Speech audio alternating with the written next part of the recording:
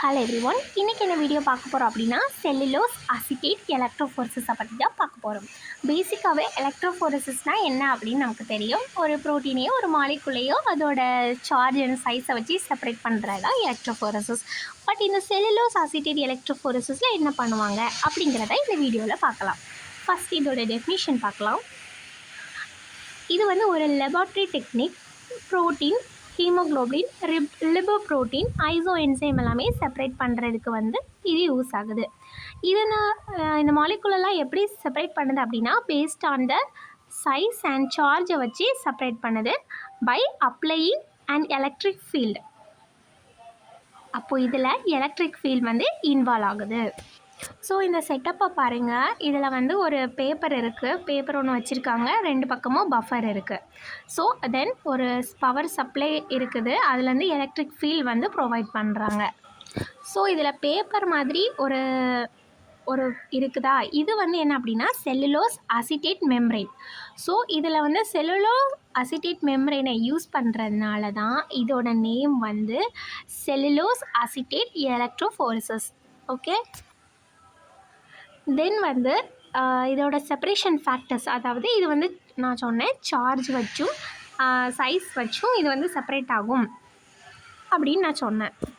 Okay, ஒரு molecule வந்து அதாவது ஒரு சாம்பிள், ஓகேவா, ஒரு சாம்பிளை வந்து அப்ளை பண்ணுறாங்க. சாம்பிளை எங்கே அப்ளை பண்ணுறாங்க அப்படின்னா கேத்தோடு நெகட்டிவ் சைடில் தான் அப்ளை பண்ணுவாங்க. பாசிட்டிவ் சைடில் வந்து அப்ளை பண்ணக்கூடாது, ஏன்னா செப்பரேஷன் வந்து ஒழுங்காக நடக்காது. ஸோ அதனால தான் நம்ம நெகட்டிவ் சைடில் வந்து அப்ளை பண்ணுறோம் சாம்பிளை, ஓகேவா. தென் இப்போ சார்ஜை வச்சு பார்க்கும்போது ஸ்ட்ராங்கான நெகட்டிவ் சார்ஜ் மாலிகுல் வந்து ரொம்ப ஃபாஸ்ட்டாக பாசிட்டிவ் எலக்ட்ரோட, அதாவது ஆனோட நோக்கி மூவ் ஆகும், ஓகேவா. ரொம்ப ஸ்ட்ராங்லி நெகட்டிவான மாலிகுல் வந்து ஃபஸ்ட்டே ஃபாஸ்ட்டாக மூவ் ஆகிரும். இதே வீக்லி நெகட்டிவ் மாலிகுல்ஸ்னால் என்ன ஆகும், ஸ்லோவாக மூவ் ஆகும், ஓகேவா. தென் சைஸ் அண்ட் ஷேப்பை வச்சு பார்க்கலாம். லார்ஜ் மாலிகுலாக இருந்துச்சுன்னா ரொம்ப ஸ்லோவாக தான் வரும், ஓகே. இதே ஸ்மால் மாலிகுலாக இருந்துச்சுன்னா டக்குன்னு போயிடும். தென் இது அந்த மாதிரி ஆனோடு அந்த சைடுக்கு வர்றதுக்கு வந்து இந்த ஷேப்பும் ஒரு ரீசன் தான். குளோபுலர் லீனர் இதுவுமே அந்த மைக்ரேஷன் ஸ்பீடை வந்து அஃபெக்ட் பண்ணுது. நெக்ஸ்ட்டு வந்து அப்ராக்டஸ் என்ன தேவைப்படுது அப்படிங்கிறத பார்க்கலாம். எலக்ட்ரோஃபோரசிஸ் சாம்பர், தென் செல்லுலோஸ் அசிட்டேட் மெம்ப்ரெயின் அந்த ஸ்ட்ரிப்பு, தென் சாம்பிள் அப்ளை பண்ணுற அந்த ஏரியா, தென் பவர் சப்ளை, இதெல்லாமே நமக்கு தேவைப்படுது.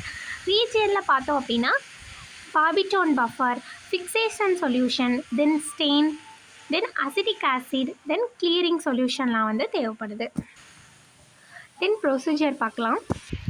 ஃபஸ்ட்டு சிஎம்ஏ, அதாவது செல்லுலோஸ் அசிட்டேட் மெம்ப்ரெயினை வந்து மார்க் பண்ணணும். ஒரு பென் வச்சு மார்க் பண்ண வேணாம், பென்சில் வச்சு தான் மார்க் பண்ணணும். ஏன்னா பென்சிலில் உள்ள கிராஃபைட்டால் மூவ் ஆக முடியாது அதிகமாக, பட் பெனில் உள்ள இங்கு வந்து ஸ்ப்ரெட் ஆகிரும்.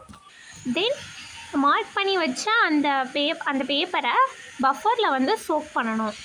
இப்படி சோக் பண்ணுறதுனால அதில் தேவையில்லாமல் இருக்க அந்த ஏர் பபிள்ஸ் எல்லாமே வந்து ரிமூவ் பண்ணிடும். தென் அந்த பஃபரில் முக்கி எடுத்த அந்த ஸ்டெப்பை வந்து ஒரு டிஷ்யூ வச்சு டேப் பண்ணி அதில் எக்ஸஸாக இருக்கிற பஃபர் எல்லாமே ரிமூவ் பண்ணிடணும்.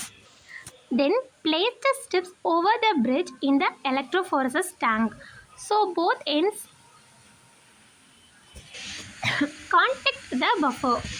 ஸோ இதில் பிரிட்ஜ் அப்படின்னு மென்ஷன் பண்ணுறது அந்த ரெண்டு பஃபர் இருக்கிற ஏரியாவுக்கு நடுவில் இருக்கிற அந்த ஏரியாவை தான் இதில் வந்து பிரிட்ஜ் அப்படின்னு மென்ஷன் பண்ணுறாங்க. தென் அந்த பிரிட்ஜில் வந்து நம்ம சிஏஎம் ஸ்ட்ரிப்பை வச்சாச்சு. தென் ரெண்டு பக்கமே வந்து பஃபரை வந்து ஃபில் பண்ணிடணும். நெக்ஸ்ட்டு ஸ்டெப்பில் வந்து நம்ம சாம்பிளை அப்ளை பண்ண போகிறோம். சாம்பிளை எந்த சைடில் அப்ளை பண்ணுவோம் அப்படின்னா கேத்தோட் சைடில் தான், நெகட்டிவ் சார்ஜ் சைடில் தான் வந்து அப்ளை பண்ணணும். தென் பவர் சப்ளை கொடுக்கணும்.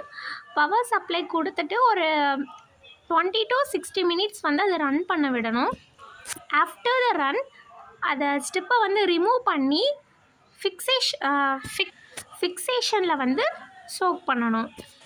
தென் அந்த ஸ்டெப்பை, அதாவது செல்லுலோஸ் அசிட்டேட் மெம்ப்ரெயின் ஸ்டெப்பை வந்து ஸ்டெயினில் வைக்கணும் ஒரு 10 minutesக்கு. இதில் எக்ஸாம்பிளாக கொடுத்துருக்க ஸ்டெயின் வந்து பொன்சியூ எஸ். தென்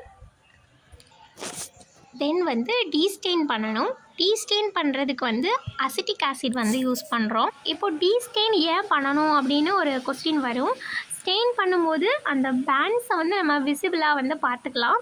பட் அதோட பேக்ரவுண்டு வந்து நமக்கு வந்து ஸ்டெயினாக தான் இருக்கும். ஸோ நம்ம வந்து டீஸ்டெயின் யூஸ் பண்ணும்போது அந்த பேக்ரவுண்டில் உள்ள அந்த ஸ்டெயின்ஸ் எல்லாமே வந்து ரிமூவ் ஆயிடும். இதுக்காண்டி தான் நம்ம வந்து டீஸ்டெயின் ஏஜென்ட்ஸ் வந்து யூஸ் பண்ணுவோம்.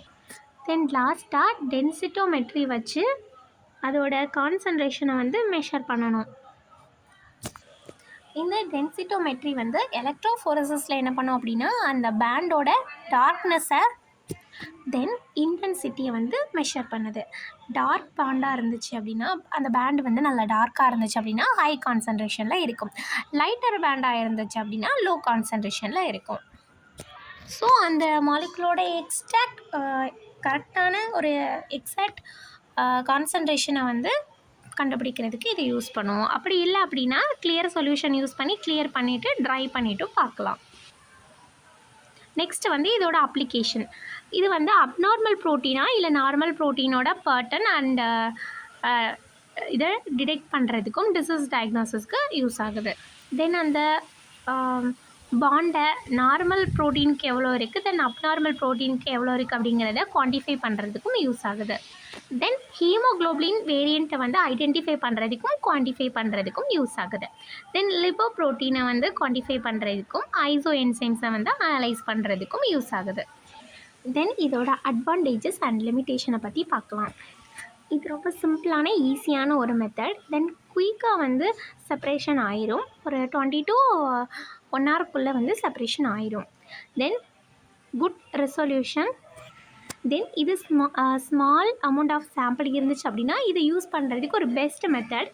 தென் கிளினிக்கல் டயக்னோசிஸ்க்கும் இது ரொம்பவே யூஸாக இருக்குது. தென் இதோட லிமிட்டேஷன் பார்த்தோம் அப்படின்னா ரொம்பவே சிமிலராக இருக்க அந்த மாலிகுல்ஸை வந்து செப்ரேட் பண்ணுறது இது கொஞ்சம் கஷ்டம். தென் ரொம்ப பெரிய ப்ரோட்டீன்ஸ்லாம் வந்து இது செப்ரேட் பண்ணிக்கிடாது. தென் pH சென்சிட்டிவ். தென் ஸ்டெயின் வந்து கண்டிப்பாக தேவைப்படும். ஏன்னா ஸ்டெயின் பண்ணி தான் அதோட பேண்ட்ஸோட கான்சன்ட்ரேஷன் அதெல்லாம் பார்க்க முடியும். தென் ஸ்ட்ரிப்ஸ் வந்து ஃப்ராஜில், அதாவது சீக்கிரம் உடையக்கூடிய மாதிரி தான் இருக்கும். அந்த மெம்பரைன் வந்து ஈஸியாக பிரேக் ஆகிற மாதிரி இருக்கும். ஸோ இதெல்லாமே இதோட லிமிட்டேஷன். இந்த வீடியோ உங்களுக்கு பிடிச்சிருக்குன்னு நினைக்கிறேன். நம்ம சேனலை சப்ஸ்கிரைப் பண்ணாமல் பார்த்துட்டு இருக்கீங்கன்னா சப்ஸ்கிரைப் பண்ணிடுங்க. Thank you all.